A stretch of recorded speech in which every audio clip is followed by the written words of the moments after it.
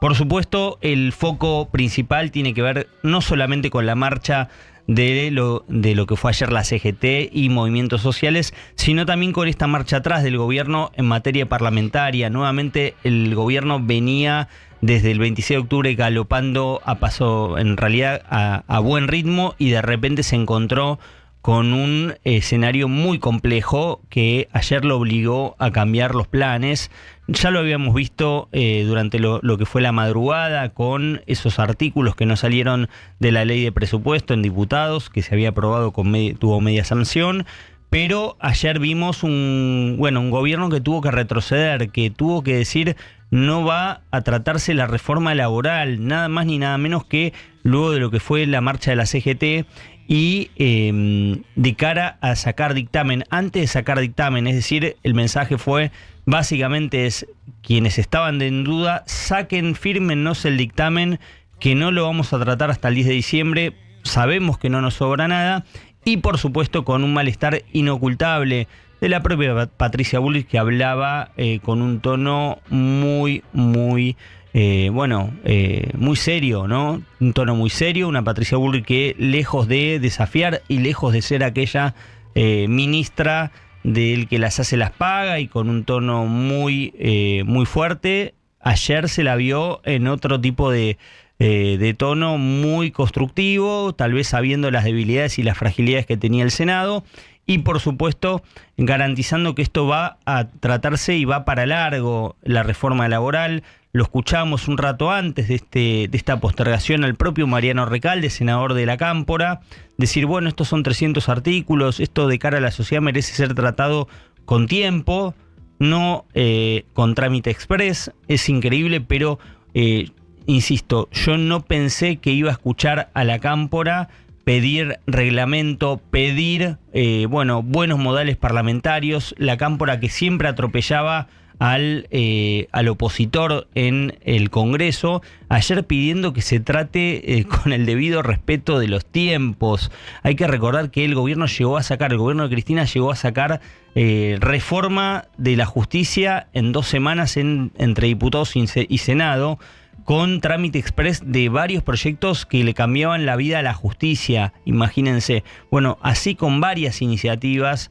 La Cámpora era especialista en atropellar opositores. Ayer, escuchándolo a Recalde, uno decía, bueno, la verdad que tal vez este tipo de escenario lo lleva a la Cámpora a reflexionar del daño que le hicieron a los modos y a los trámites parlamentarios cuando tenían mayoría, cuando el gobierno kirchnerista tenía una escribanía en el Congreso, básicamente, porque era solamente pasar y firmar dictamen, levantar la mano, sesiones totalmente improvisadas, con trámites express en iniciativas realmente importantes.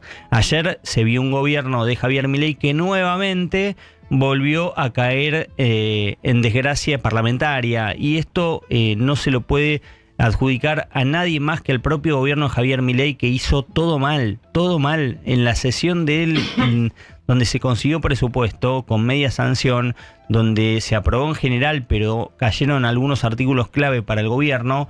Por ejemplo, el que tenía que ver con la ley de financiamiento educativo, de la ley de emergencia en discapacidad, también con el artículo que preveía y que contemplaba los recursos para la coparticipación de la Ciudad de Buenos Aires.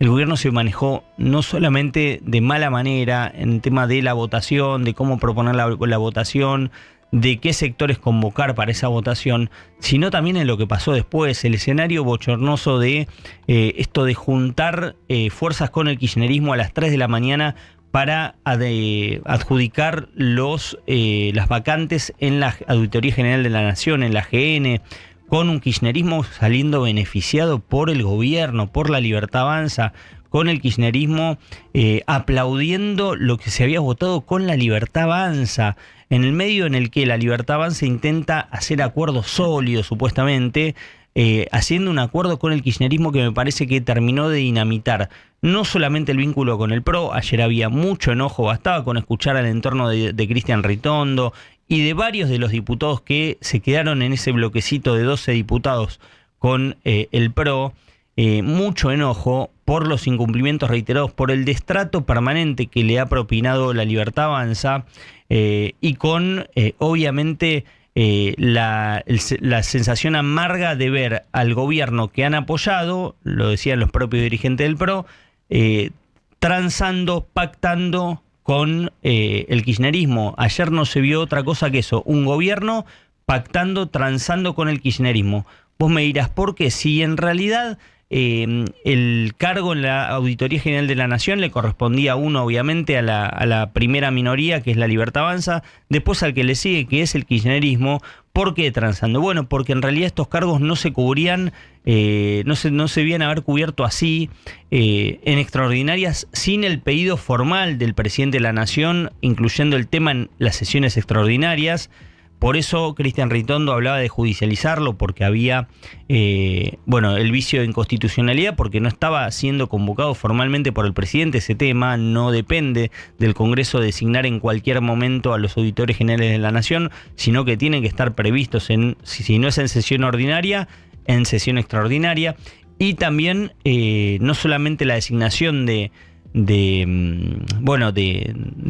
Juan Ignacio Forlón, el dirigente de la Cámpora, cercano a Máximo Kirchner, sino también la premiación, tal vez lo que consideran excesivo en el PRO, no lo sé, pero en el PRO sí lo consideran, porque dicen, bueno, nosotros somos los que le damos el quórum, lo que estamos siempre, y le terminan premiando a Gustavo Sáenz, con la designación de la exdiputada Pamela Caletti como auditora general de la Nación, cuando le correspondía, si no era el PRO, a un radical, y si no era un PRO o un radical, a alguien de Provincias Unidas, y terminan premiando al gobernador salteño, que en algunos casos vota a favor, pero ayer lo vimos, también vota o sabe votar en contra. De hecho, le votó en contra de los artículos clave al gobierno. Bueno, en todo este berenjenal, lo que me parece que no se puede perder de vista es que el gobierno nuevamente rompió los pactos de confianza.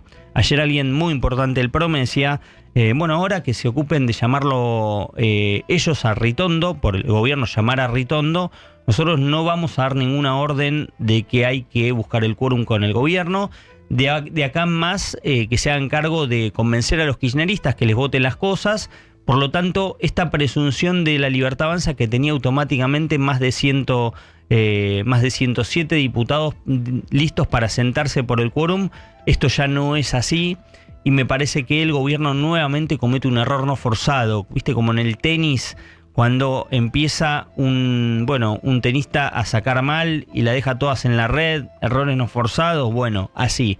Nuevamente, después del baño de humildad que había impulsado el presidente de la Nación a su tropa después de la derrota del 7 de septiembre, que le llevó y le trajo buenos resultados porque logró ganar a nivel nacional de manera muy contundente, después de un escenario muy adverso de septiembre/octubre, con la economía muy mal, con la economía resentida, con la perspectiva de que se caía virtualmente el gobierno. Era así, ese era el escenario. Ya el kirchnerismo envalentonado, diciendo volvemos peores, no mejores, vamos a volver peores, porque encima un gobierno que en poco tiempo ya la sociedad le dio la espalda. Este era el argumento.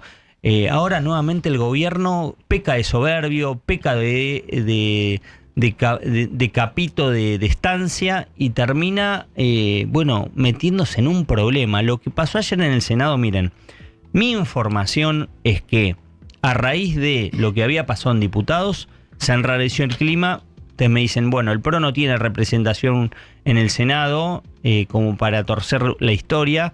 A mí lo que me dicen es, dirigentes del radicalismo, propios dirigentes de las provincias, algunos muy enojados con el acercamiento del gobierno con el kirchnerismo, le avisaron a Patricia Bullrich, ni te gastes en abrir el Congreso para este tema el 26, si querés presupuesto lo vemos, lo charlamos, pero reforma laboral, después de esto, ni te gastes. Que paguen internamente dentro del gobierno el costo político de haber estropeado la relación. Básicamente ese era el mensaje. Ese fue el mensaje. Patricia Bullrich lo va a enmascarar, lo va a maquillar, dice que que había que leer los artículos. A mí en su entorno también me dijeron lo mismo. No les tomo ese mensaje, esa excusa. Son 300 artículos que el gobierno sabía que eran 300. Lo sabía cuando mandó el proyecto, lo sabía cuando demoró el envío del proyecto, que nosotros decíamos, no tarden tanto, porque en diciembre, si no salen las leyes, después en febrero les va a costar. Y yo insisto, me parece que el gobierno dejó pasar una oportunidad clave porque nada le garantiza que en febrero / marzo la situación le permita aprobarlos. Y el gobierno no sabe en el problema que se metió con esta estupidez de haber hecho un acuerdo con el kirchnerismo. Porque acá hubo un acuerdo. Hubo un acuerdo para aprobar a las 3 de la mañana pliegos, en realidad designaciones, que no estaban previstas. Entonces, este acuerdo lo va a pagar caro el gobierno. Lo va a pagar caro porque se le enrareció de repente el clima. Los radicales que son poquitos, pero que veían con buenos ojos la reforma laboral, ahora dudan. Los de las provincias también. Lo que queda de escisión del PRO, incluso los que se han pasado, también están enojados en diputados y en el Senado. Por lo tanto, el gobierno se metió en un verdadero problema.